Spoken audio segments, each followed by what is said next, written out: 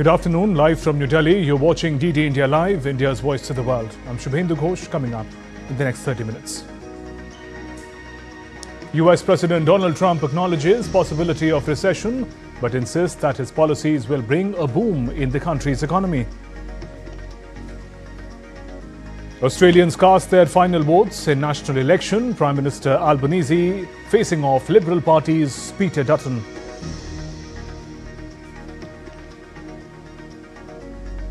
Singapore votes in the first major test for new Prime Minister Lawrence Wong and his long-ruling People's Action Party amid public discontent. President of Angola, João Manuel Gonzalez Lourenco, meets External Affairs Minister S. Jaishankar in New Delhi, will hold talks with Prime Minister Modi in a short while from now. Day 3 of WAVE's World Audio Visual and Entertainment Summit witnesses big names, global collaborations and public sessions.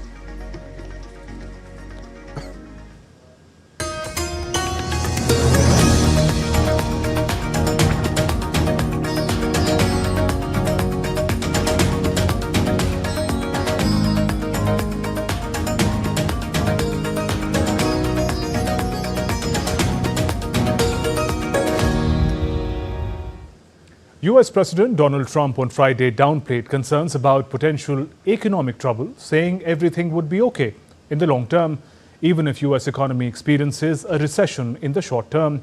During an interview with NBC News, Trump said US was in, according to him, a transition period and was going to do fantastically while downplaying the impact of any short-term recession may have. Trump's comment on the US economy being in a transition period echoed comments that he made earlier on Friday in a social media post, in which he also cited strong employment and reiterated his call for US Federal Reserve to lower interest rates. The US economy, the world's largest, unexpectedly contracted in the first 3 months of the year as Trump began his plans for sweeping tariffs. Financial markets have been in a tumult since Trump took office and moved to revamp the global economic order with a return to sweeping tariffs on imports. US President Donald Trump unveiled a budget plan that cuts woke and wasteful spending, according to him, while increasing funding for defense and border security. Trump's administration on Friday proposed a $163 billion cut to the federal budget that would sharply reduce spending on education, housing and medical research next year. The administration said the proposed budget would raise homeland security spending by nearly 65% from the 2025 enacted levels. Non-defense discretionary spending, which excludes the massive Social Security and Medicare programs and rising interest payments on the nation's debt, would be cut by 23%. The budget proposal calls for a $50 billion cut at the State Department, $2.49 billion cut to the IRS, 15% cut in Department of Education. Funding for Department of Housing and Urban Development would be cut almost in half. US Office of Management and Budget also called for sharp cuts at NASA's Moon program and to federal law enforcement agencies. Meanwhile, US military has created a second military zone along the border with Mexico, adding an area in Texas where troops can temporarily detain migrants or trespassers after another such area was designated in New Mexico last month.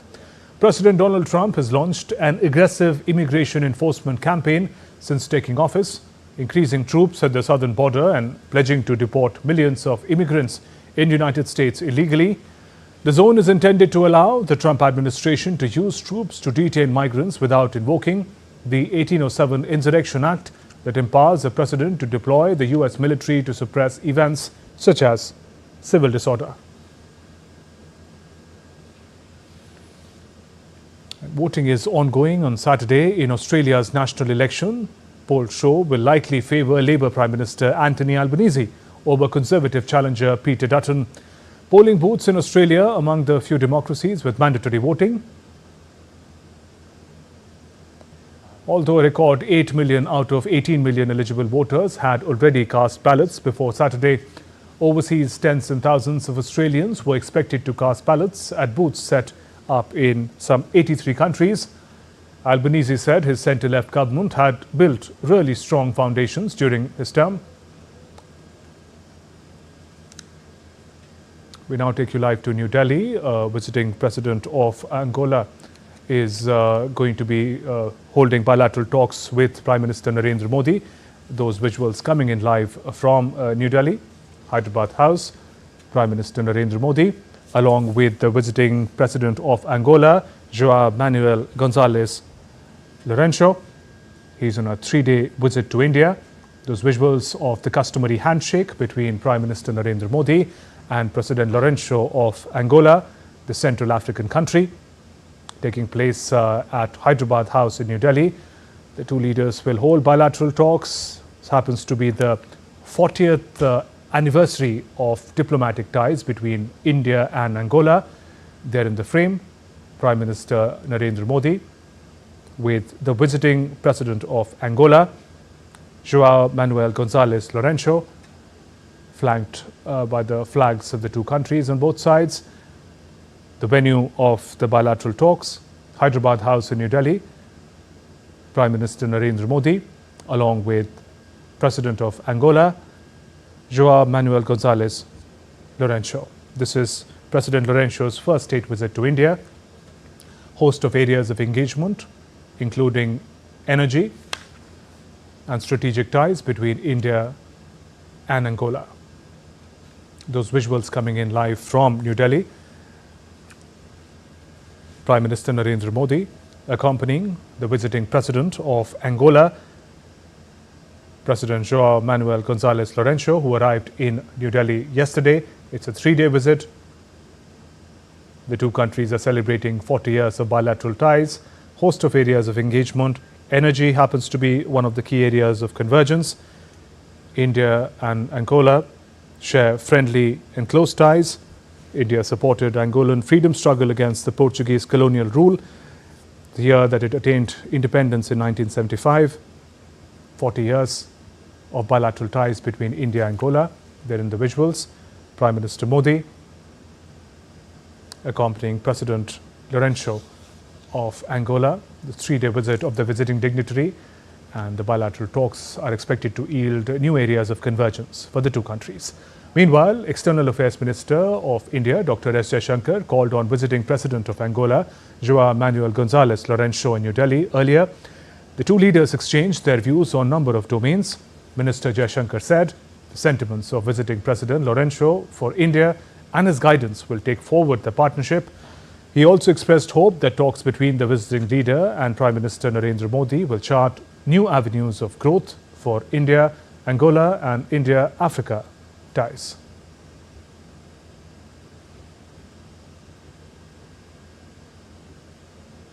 Earlier this morning, President of Angola, João Manuel Gonzalez Lourenco, received a ceremonial welcome at the forecourts of Rashtrapati Bhavan.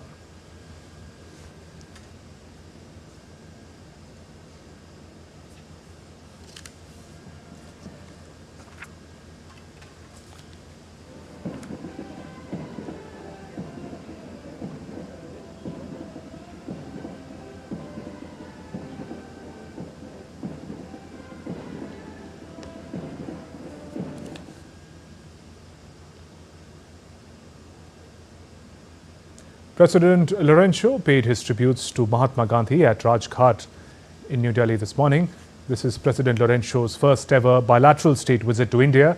A visit of President of Angola to India is taking place after a gap of 38 years. The visit comes at a time when India and Angola are celebrating 40th anniversary of establishment of diplomatic ties. India and Angola enjoy warm and friendly relations built over the years. Both countries support one another's candidature at various multilateral fora, including at the United Nations.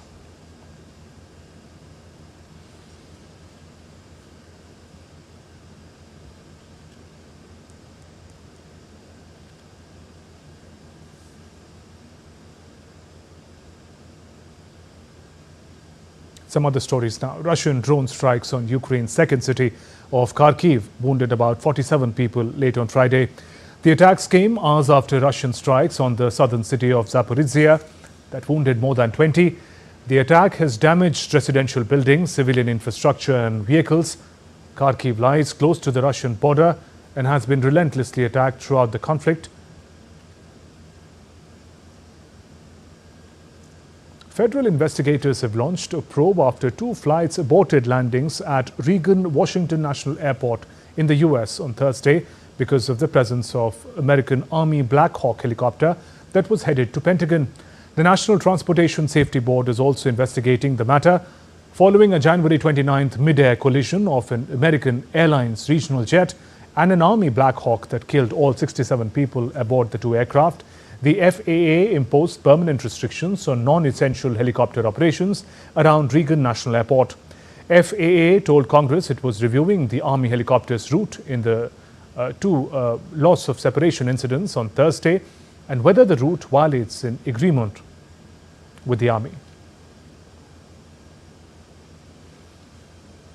The FAA in March permanently closed 1 key route and prohibited the use of 2 smaller runways at the airport when helicopters conducting urgent missions are operating near the airport. Moving on, Canadian prosecutors have charged a 30-year-old Vancouver resident with murder for killing at least 11 people aged between 5 and 65 and injuring many others after he rammed an SUV through a crowd at a Filipino community festival in the western Canadian city on April 26th. According to Vancouver police, the man charged with 8 counts of second-degree murder by prosecutors in British Columbia, and further charges are anticipated. Authorities describe him as having had significant history of interactions with authorities involving mental health. They said there was no evidence of terrorism. The attack on Saturday evening took place 2 days before Canada's federal elections. A pickup truck and tow van collision near Yellowstone National Park in eastern Idaho left some 7 people dead and many injured.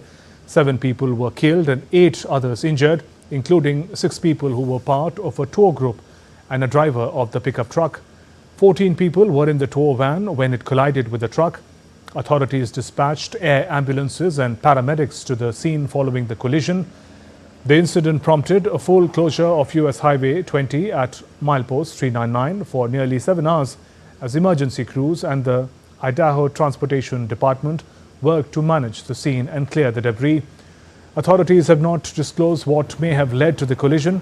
The incident remains under active investigation.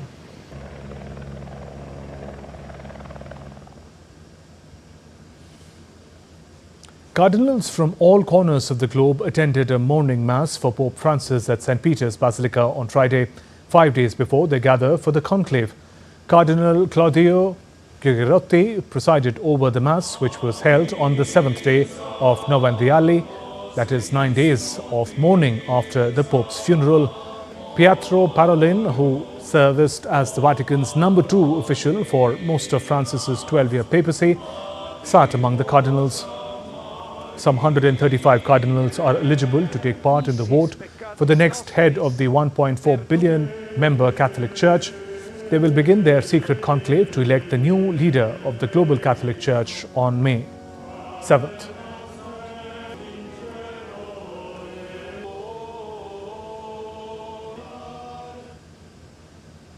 In other news, Prince Harry expressed deep disappointment on Friday after losing his appeal over the withdrawal of his official security in the UK, saying he was devastated by the court's ruling and would struggle to forgive the decision.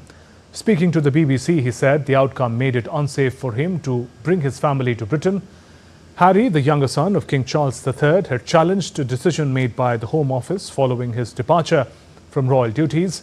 Since moving to California with his wife Meghan Markle, the 2 children, Harry has argued that he and his family still face significant security risks when visiting the UK. The dispute stems from a February 2020 decision by a government security committee that Harry would no longer receive automatic police protection when in the country. That decision was upheld last year by the High Court and again on Friday by a court of appeal. The Home Office welcomed the outcome, stating the UK government's protective security system is rigorous and proportionate.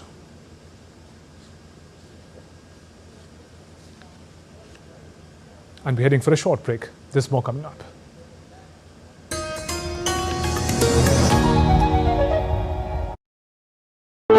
Bharat welcomes the world to a new era of creativity. Waves, World Audio Visual and Entertainment Summit, as Mumbai hosts the global stage for creativity and innovation. Connecting creators through Creatosphere, where emerging voices rise. Wave Accelerator, where ideas meet global investors. Waves Bazaar, a global marketplace for content. Connecting countries through global media dialogue and industry roundtable. Bharat Pavilion, capturing India's rich history of storytelling. Waves के रूप में भारत एक ऐसा platform बनाने जा रहा है जिसमें दुनिया के एंटरटेनमेंट लैंडस्केप पर उसको बदलने की क्षमता होगी. From culturals to cinema, gaming to animation, fueling the next wave of entertainment. Connecting creators, connecting countries. Waves 2025. Always welcoming. The vibe of Punjab is larger than life.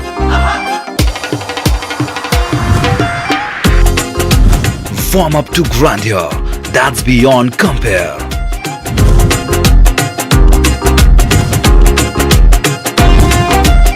And history that's dotted with tales of bravery. Smiling soul of India, where music, art,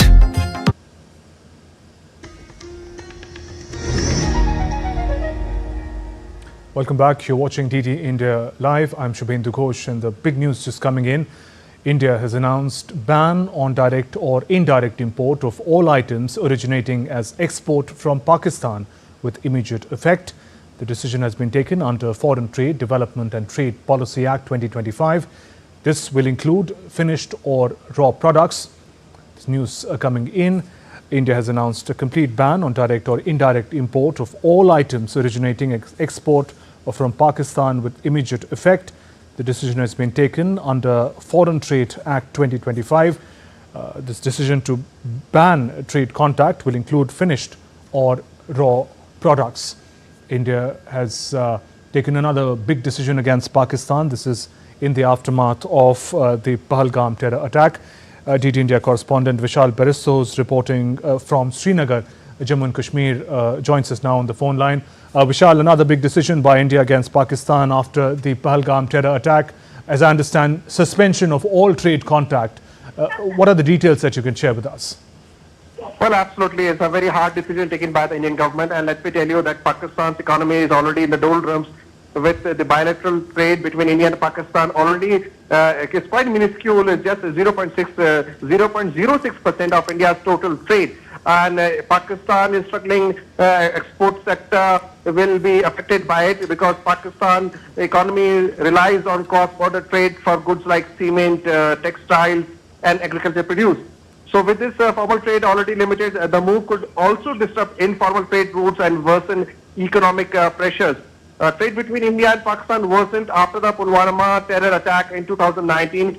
India then raised import duties to 200% on all goods from Pakistan, including fresh fruits, cement, petroleum products and mineral ore. India had also cancelled Pakistan's most favored nation trade status. So clearly, Shubhendu, this is a very hard step taken by India. Now Pakistan will have to suffer after 26 people were brutally killed at the behest of state-sponsored terror from Pakistan, and TRF, the offshoot of the Lashkar-e-Taiba, taking responsibility. That's right, Vishal. India announced a ban on direct or indirect import of all items originating as export from Pakistan with immediate effect. Vishal, you've been in Srinagar reporting in the aftermath of the dastardly Pahalgam terror attack. Give us a sense of the slew of steps and actions taken by India against Pakistan after the attack, and the latest one being suspension of the trade with the neighbor. Well, absolutely. Trade will hit Pakistan very, very hard. After the Pulwama attack, we had already withdrawn the most favored nation status from Pakistan. Though the trade was only 0.06% if we talk about total trade of our country.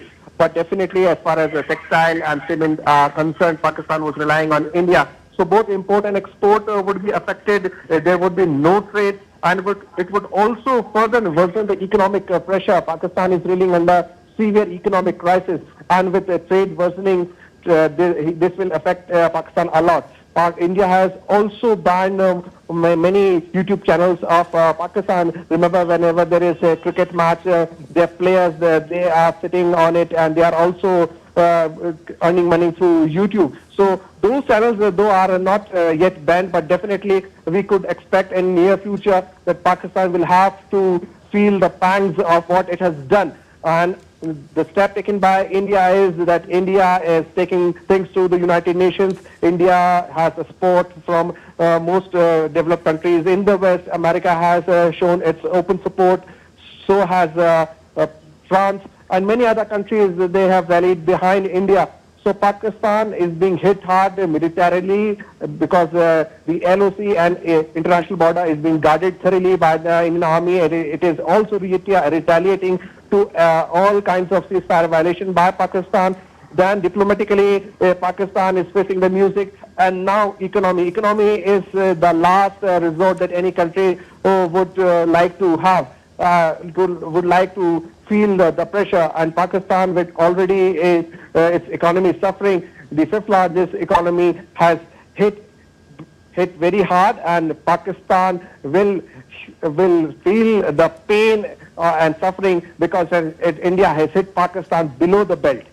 Right. To get the bigger picture of this step, Vishal, also if you could take us through the key steps that India has taken in the aftermath of the Pahalgam attack. We know that Pakistani nationals have been asked to leave. The diplomatic strength in Islamabad has also been downsized. And this step also, the trade suspension also adds up to that. If you can just take us through the big steps taken by India against Pakistan in the aftermath of Pahalgam. Well, absolutely downsizing the diplomats, number of diplomats, both here in India and also there in Pakistan, and then asking the Pakistani nationals to leave immediately. Now, what was more surprising to see that Pakistan did not even allow its citizens, its nationals to come back with open arms. In any country that is suffering, that is going through a tough relation with its neighbor, would always welcome its nationals who are there in the enemy country. Now we can easily call and openly call Pakistan. Pakistan has always been our enemy. Since 1947, we have had 3 to 4 wars. 48 was the first one, then 65, then 71, then Kargil, and not to forget Siachen. India has always given Pakistan a long extended and olive leaf for Pakistan. To Pakistan, but Pakistan continues to harbor and sponsor and encourage state-sponsored terrorism against India, and Kashmir has always been the bone of contention with India, clearly saying that Kashmir has always belonged to India and India will not compromise on Kashmir. Also, no terror activity would be compromised. Ever since Prime Minister Narendra Modi took over the reins of the country, since 2014, there has been a zero tolerance on terrorism. But with Pakistan, with the help of Pakistan, Lashkar-e-Taiba, TRF claiming the responsibility, things have worsened, and now we see that the economy has also been hit, and no trade is declared by Indian government against Pakistan. No economic contact, no trade contact with Pakistan, as India announced a ban on direct or indirect import of all items originating its export from Pakistan. It includes finished ore and raw products. Vishal, what is the bigger message for Pakistan and the world outside by India?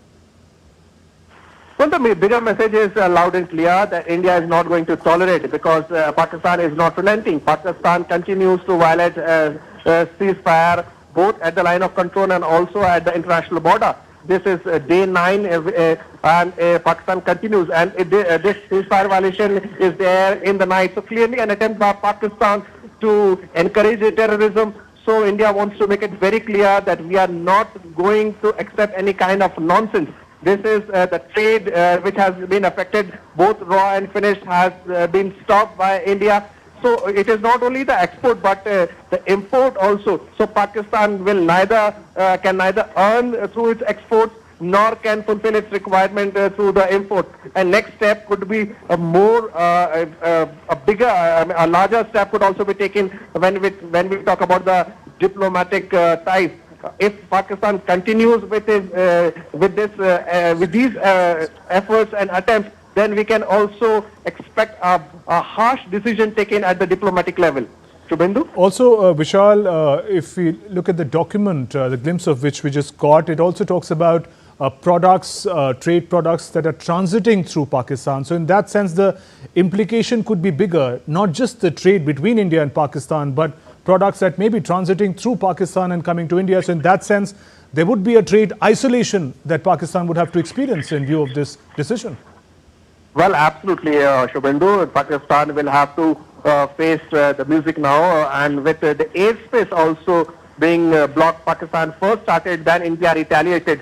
So Pakistan's economy will also suffer because of India also closing the airspace, and it will have to pay for the killing of 26 people. It cannot just kill people, and it cannot expect India to keep extending the olive branch. So India will have to retaliate. The Prime Minister earlier had a high-level meeting calling the chiefs of Army, Navy, Air Force, along with the NSA chief and also the Chief of Defence Staff, and Prime Minister clearly giving the direction that you know what you are supposed to do and you can go all out. So this was a message from the Indian Prime Minister. Now with economy also being hit hard, and it's a bullseye, so Pakistan will have to pay for it. There, Vishal, thanks very much for joining us from Srinagar, Jammu and Kashmir with those updates.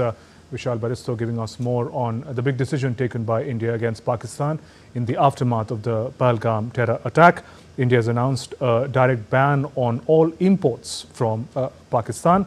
This includes raw as well as finished product, an important step against an economic attack against Pakistan in the aftermath of the Pahalgam terror attack. But that's all for this edition of DD India Live.